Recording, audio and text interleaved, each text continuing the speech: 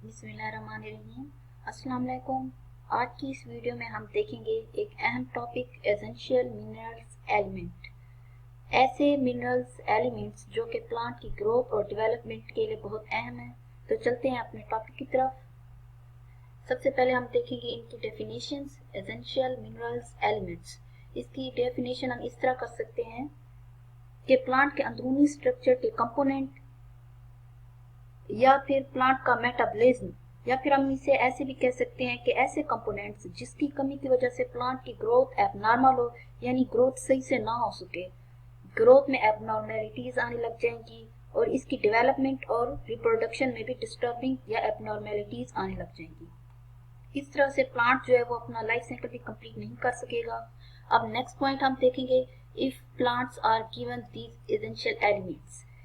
इसमें यह है कि अगर यही एसेंशियल मिनरल्स एलिमेंट्स प्लांट को पानी के जरिए से मिले और एनर्जी जो है वो सनलाइट से मिले तो पौधा जो है वो अपनी नॉर्मल ग्रोथ कर सकेगा, क्योंकि सनलाइट जो है वो अर्थ पर एक बहुत बड़ा एनर्जी का सोर्स है और प्लांट जो है वो फोटोसिंथेसिस के जरिए सनलाइट अब्सॉर्ब करते हैं और अपनी खुराक तैयार करते हैं। अब नेक्स्ट हम देखेंगे इसके बाद कि ऐसे कुछ ऐसे भी मिनरल्स होते हैं जो कि नॉन एसेंशियल होते हैं। नॉन एसेंशियल मिनरल्स एलिमेंट्स को हम इस तरह से कह सकते हैं कि प्लांट जो है इसे एब्जॉर्ब तो करेगा लेकिन स्मॉल अमाउंट में। क्यों स्मॉल अमाउंट में एब्जॉर्ब करेगा? क्योंकि ये इतने जरूरी नहीं होते, लेकिन प्लांट की ग्रोथ को नॉर्मल ग्रोथ डेवलप करने के लिए ये हेल्पफुल होते हैं, इसलिए प्लांट इसे सिर्फ स्मॉल अमाउंट में ही एब्जॉर्ब करेगा। अगर बहुत ज्यादा अमाउंट में पौधे को मिल जाए तो पौधे की डेथ हो जाती है, इसीलिए पौधा कोशिश करता है कि इन्हें स्मॉल अमाउंट में ले और इसकी स्मॉल अमाउंट जो पौधे को जरूरत होती है वो अपनी सेल के अंदर स्टोर कर लेता है, बाकी जो होते हैं वो सेल वॉल से रिलीज कर देता है। उसके बाद कुछ ऐसे भी एसेंशियल एलिमेंट्स हैं जो पौधे को ज्यादा मिकदार में होते हैं। अब हम देखेंगे एसेंशियल मिनरल्स एलिमेंट्स के दो टाइप्स कौन सी है, एक है मैक्रोन्यूट्रिएंट्स और दूसरी है माइक्रोन्यूट्रिएंट्स। मैक्रोन्यूट्रिएंट्स क्या होते हैं आगे हम देखेंगे। मैक्रोन्यूट्रिएंट्स ऐसे एलिमेंट्स होते हैं जो पौधे को ज्यादा मिकदार में जरूरत होते हैं। अगर ये पूरी मिकदार में पौधे को फ्राहम ना हो तो पौधे की जो है ग्रोथ और डेवलपमेंट नहीं होती और वो अपनी सही से रिप्रोडक्शन भी नहीं कर सकता और उसकी जो न्यू बॉर्न जो लीव्स होते हैं वो भी सही से पैदा नहीं होते। अब हम देखेंगे कि मैक्रोन्यूट्रिएंट्स कौन कौन से होते हैं। सबसे पहले है carbon, hydrogen, oxygen, nitrogen, potassium, calcium, magnesium, phosphorus, sulphur, silicon. ये सब जो है ये मैक्रोन्यूट्रिएंट्स हैं, ये पौधे को ज्यादा अमाउंट में चाहिए होती हैं। उसके बाद हम देखेंगे कि माइक्रोन्यूट्रिएंट्स क्या होते हैं। माइक्रोन्यूट्रिएंट्स वो होते हैं जो स्मॉलर अमाउंट में पौधे को जरूरत होती है, रिक्वायर्ड होते हैं। इससे प्लांट जो है वो थोड़ी मिकदार में एब्जॉर्ब करते हैं क्योंकि इसकी ज्यादा जरूरत नहीं होती, लेकिन ये प्लांट इसलिए एब्जॉर्ब कर लेता है कि जब ड्राउट कंडीशन आती है तो पौधा इन एलिमेंट्स को यूज कर लेता है। कौन कौन से एलिमेंट्स है ये? क्लोरीन है, आयरन है, बोरान है, मैग्नीज है, सोडियम, जिंक, कॉपर, निकल और मोल्बिडिनियम लास्ट एलिमेंट है। ये सारे एलिमेंट जो है ये माइक्रोन्यूट्रिएंट्स हैं, ये पौधे को कम मिकदार में चाहिए होती हैं। अब हम देखेंगे मैक्रोन्यूट्रिएंट्स में सबसे पहले मैग्नीशियम को। मैग्नीशियम का हम फिजियोलॉजिकल रूल देखेंगे प्लांट के अंदर। इसका फिजियोलॉजिकल रूल ये है कि ये क्लोरोफिल बनाता है और ये नेसेसरी होता है मेम्ब्रेन की इंटीग्रिटी के लिए और राइबोसोम्स के लिए, और ये प्रोटीन भी सिंथेसाइज करता है, मतलब ये प्रोटीन बनाता है और राइबोसोम्स और मेम्ब्रेन बनाता है मैग्नीशियम, और न्यूक्लिक एसिड भी बनाता है। और उसके बाद है इसकी डेफिशिएंसी सिम्टम अगर प्लांट के अंदर हो जाए तो प्लांट के अंदर कौन सी डिजीज हम देख सकते हैं, कौन सी डिजीज अपेयर होगी। सबसे पहले है लीफ क्लोरोसिस। लीफ क्लोरोसिस का मतलब है कि लीफ जो होंगे इसके जर्द होने लग जाएंगे, बेरंग होने लग जाएंगे, क्योंकि जो नॉर्मल जो प्लांट के जो लीफ होते हैं वो होते हैं ग्रीन कलर के, ग्रीन पिगमेंट के। वो जो पिगमेंट होगा वो इन एलिमेंट्स की वजह से होता है। जब ये एलिमेंट्स मिनरल्स एलिमेंट्स जो है ये कम होने लग जाएंगे, इसकी डेफिशिएंसी हो जाएगी प्लांट के अंदर, तो इस तरह की डिजीज होती है। अक्सर आपने देखा भी होगा कि प्लांट के जो लीव्स होते हैं वो जर्द होने लग जाते हैं, पीले होने लग जाते हैं। उसके बाद है mottling and curling of leaves.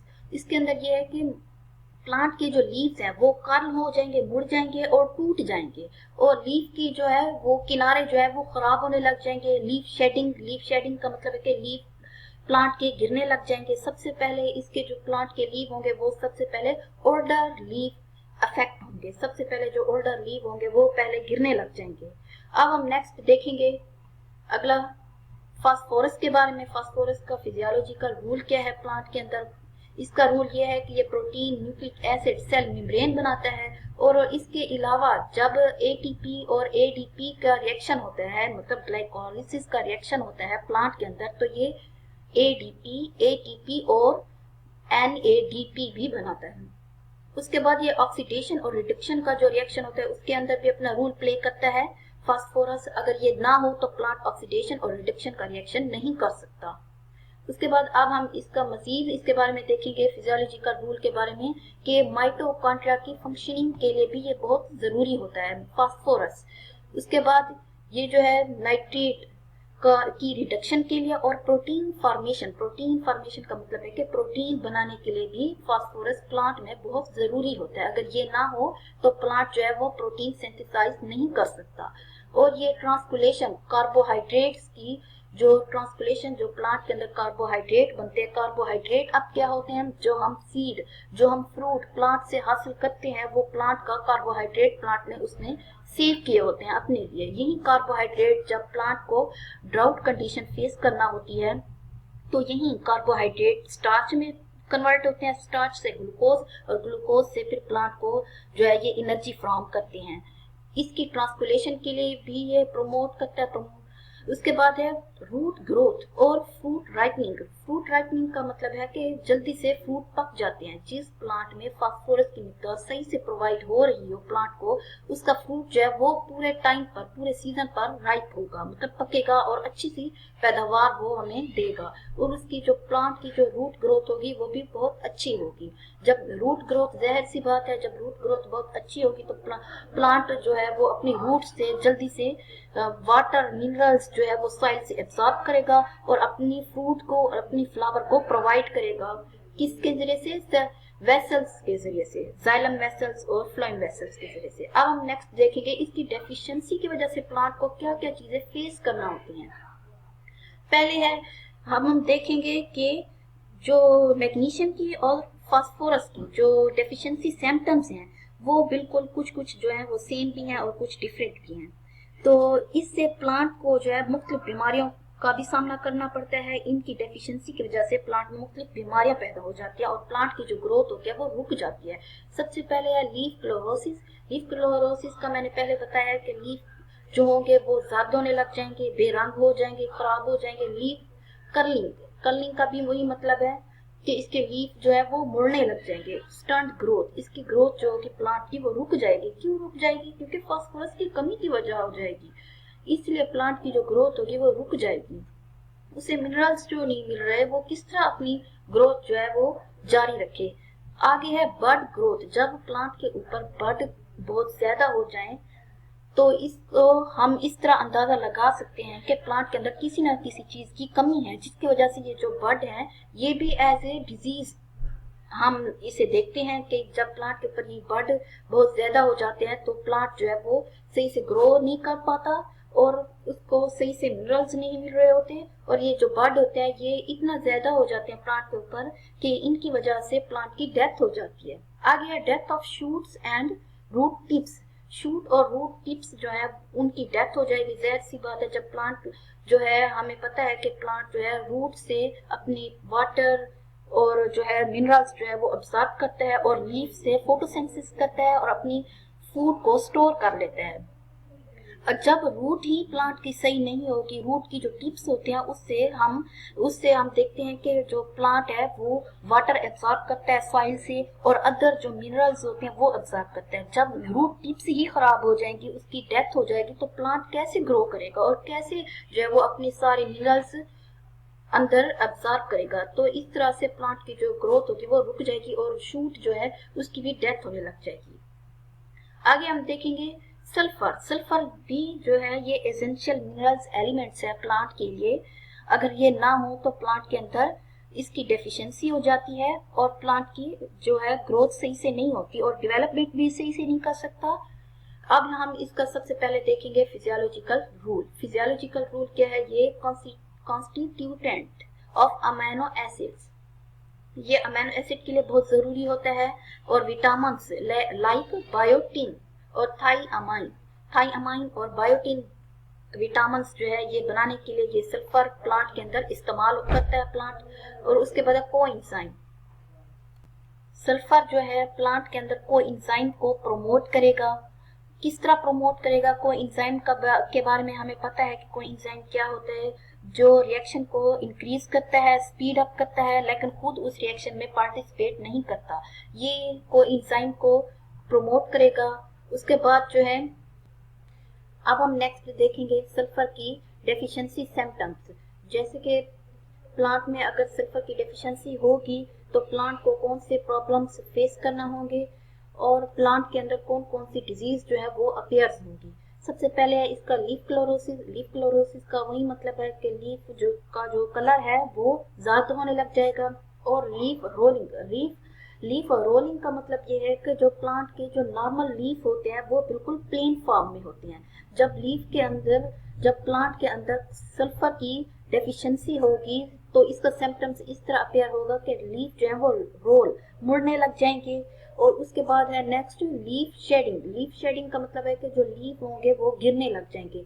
इसमें सबसे पहले हमने तो देखा था मैग्नीशियम और फास्फोरस में कि ओल्ड लीफ जो है वो सबसे पहले अफेक्ट होंगे। लेकिन सल्फर के अंदर चेंज है कि जो यंग लीफ, जो अभी नन्हे नन्हे जो लीव्स होते हैं, जो निकल रहे होते हैं, वो सबसे पहले अफेक्ट होंगे और वो जल जाएंगे, ब्लैक उनका कलर हो जाएगा और उनकी जो ग्रोथ है वो सही से नहीं होगी, ग्रोथ रुक जाएगी।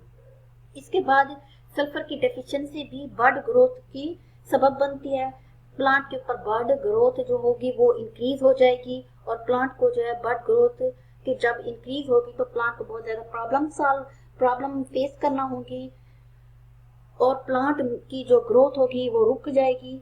इसीलिए ये वो मिनरल्स, एसेंशियल मिनरल्स हैं जो प्लांट के लिए बहुत ज्यादा अहम होते हैं। अगर ये प्लांट को ना मिलें तो होता क्या है, जिससे प्लांट की जो रिप्रोडक्शन होती है वो भी नहीं होगी, डेवलपमेंट रुक जाएगी, प्लांट के जो न्यू बॉर्न जो लीव्स होंगे या फिर न्यू जो छोटे छोटे जो टहनियाँ निकल रही होती हैं वो होंगी, वो उनकी जो ग्रोथ होगी वो रुक जाएगी। अब इससे क्या होगा, जो प्लांट की जो सीड की जो जर्मिनेशन होनी है या फिर पोलिनेशन होनी है प्लांट की, वो भी बहुत ज्यादा अफेक्ट होगी। क्यों? क्योंकि प्लांट को मिनरल्स एलिमेंट्स जो है एसेंशियल वो नहीं मिल रहे, जिसकी वजह से प्लांट जो है वो अपना पोलिनेशन का जो प्रोसेस है वो भी कंप्लीट नहीं कर सकता और जर्मिनेशन का जो प्रोसेस है वो भी कंप्लीट नहीं कर सकता, जिससे उसकी डेवलपमेंट पे बहुत ज्यादा असर होगा। और प्लांट की अगर इस तरह से होता रहे तो प्लांट की डेथ भी हो जाती है। और अगर यही डेफिशिएंसी मिनरल्स एलिमेंट्स की बरकरार रहे या ज्यादा देर तक रहे, ज्यादा टाइम तक रहे, तो प्लांट की जो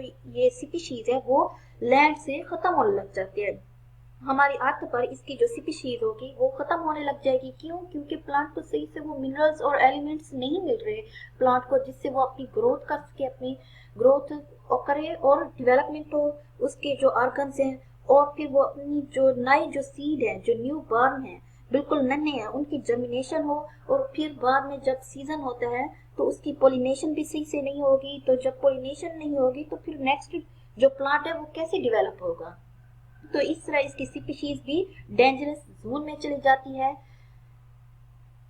तो प्लांट को इन सब मिनरल्स एलिमेंट्स की बहुत ज्यादा जरूरत होती है। अगर ये ना मिले तो प्लांट की डेथ भी हो सकती है और प्लांट जो है वो सही से ग्रो नहीं करेगा। जी, ये थी मेरी आज की वीडियो। उम्मीद है आपको पसंद आई होगी। तो शेयर करें, लाइक करें, कमेंट करें और सब्सक्राइब करें। मिलते हैं नेक्स्ट वीडियो में एक नए टॉपिक के साथ। Thank you.